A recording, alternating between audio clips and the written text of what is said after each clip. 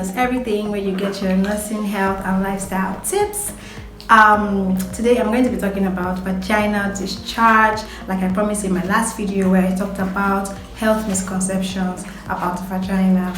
A lot of us get or notice vaginal discharge and wonder if it's normal, abnormal. We also notice some weird colors and wonder if it's normal or whether we should be worried. So I'm going to be addressing that in this video. Also, I'm going to be giving some tips at the end of this video, so you might want to stick till the end. So grab your popcorn or whatever you have and relax. So first of all, what is vaginal discharge? Vaginal discharge is also called cervical mucus. That's the scientific name, and they are fluids that are produced by the cervix and also the vagina. What's the function of vaginal discharge? Vaginal discharge are produced to moisten your vagina, so helpful as lubricants during sex. They remove debris and old cells from the vagina. They also protect against infection. I'm also going to mention that the amount and the consistency of vaginal discharge varies from person to person, and some other factors may affect it, such as exercise, your level of arousal. So if you're aroused, you might have more. If you're exercising as well, you might find more. If you're also pregnant and if you're ovulating, so there are different factors that affect the quantity that you might notice. And I want to add that it is normal. Like I said in my previous video, it is normal to have vaginal discharge. Down to the color codes for vaginal discharge. So for clear to white vaginal discharge, this is the normal color of vaginal discharge, and you can find it in a healthy individual, if you're pregnant, if you're ovulating. Now I want to point out that at different times in your menstrual cycle, the consistency might change.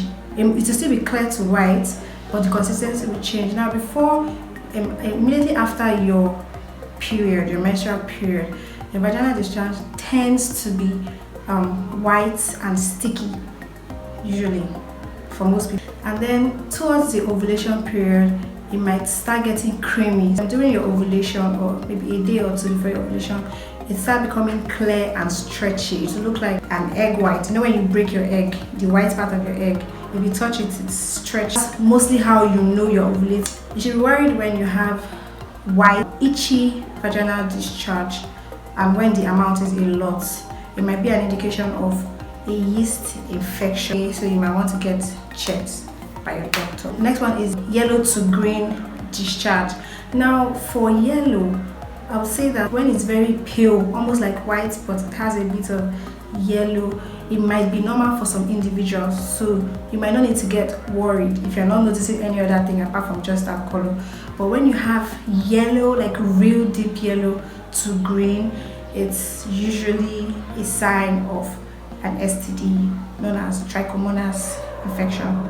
They call it trich sometimes, so you might want to get checked by your doctor. Gray discharge. Now if you find a gray discharge that is accompanied by fishy smell and itches, also if that area like red or swollen, it's a sure sign of BV. BV is bacterial vaginosis, and this is usually caused by an imbalance in, I talked about good and bad bacteria. So when there's less of good bacteria, those bad ones tend to overpower vaginosis. So it's not necessarily an STD. You need to see your pink vaginal discharge. Now pink simply means that there's a stain of blood in your vaginal discharge. Some people might call it spotting. So spotting usually indicates infection.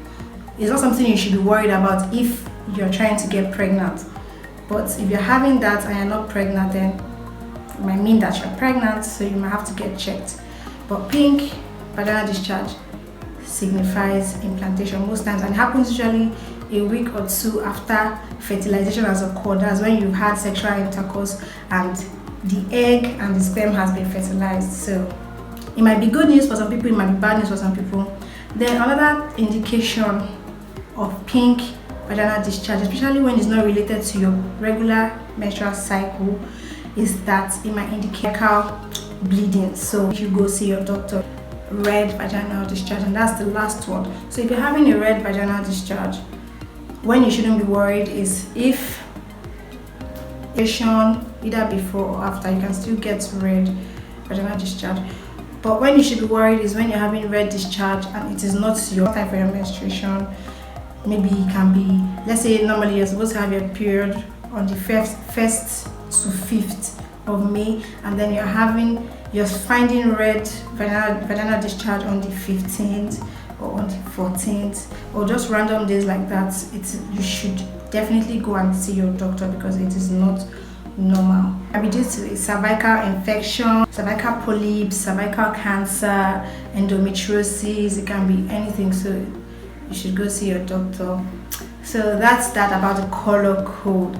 So I'm going to be giving us some tips to prevent an infection. It can be an STD, but it can also be infection that arise from imbalance in the vagina. Number one tip is avoid douching or using soaps, especially scented soaps in your vagina. I mentioned this the last time. This can cause imbalance of your vaginal pH. You might end up developing yeast infection or bacterial vaginosis. Is wear cotton pants. Now, if you go to buy your pants, avoid buying those nylon like pants, like silk and stuff, because these other materials, they retain heat. So if you're going to buy your pants, don't just look at the design or something. Like, try and get quality cotton pants because they allow air to go in there. And if you're not going to buy those pants, then you should try as much as possible to sleep without wearing pants so that air can go in and go out. Alright, your vagina needs to breathe. Another tip, when you go to eat yourself, avoid wiping your bum from back to front. That's okay. Avoid wiping with your tissue from back to your front. That's from your anus to your vagina area. Instead, you wipe from your vagina area to your anus backward, okay? Because you're going to wipe some bacteria from your anus to your vagina, and those ones do not belong there, so they might cause an infection for you. Another tip is to pee after sex. Now, I wish I added that to my previous video because it's a misconception some people have that peeing after sex would help you to not get pregnant. But the good thing about peeing after sex is that it helps you to flush your urethra. That's where your pee comes out from.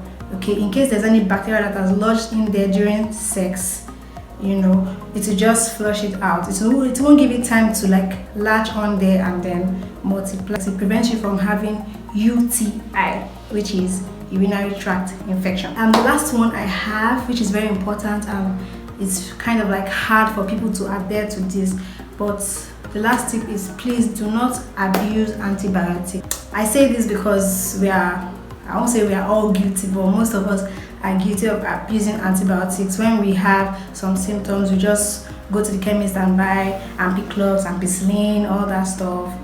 When you take antibiotics, it kills the bad bacteria and it also kills the good bacteria because it's not selective. You now have imbalance in your vaginal pH, which will now lead you back to either having a yeast infection or having bacterial vaginosis. So those are the tips that I have for you. If you found it useful, please leave a comment and like this video. Also, if you're new here, thanks for stopping by. You can subscribe so that you can get some updates on new videos I'm going to post. So questions, you can also leave them in the comment section. I'll be happy to answer. You can also connect with me via email and Instagram. I'll be dropping those links in the description box. Bye.